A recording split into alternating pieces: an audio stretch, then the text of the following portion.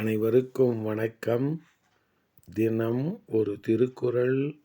இன்பத்துப்பால் கற்பியல்.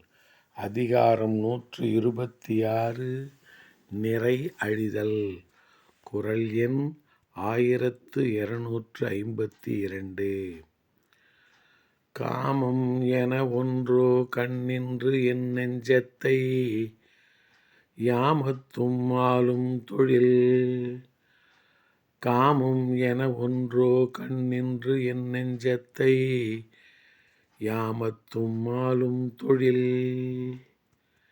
இரக்கமே இல்லாத காமமானது நள்ளிரவிலும் மனத்தை துன்பம் செய்து ஆளும் தொழிலைச் செய்கின்றது.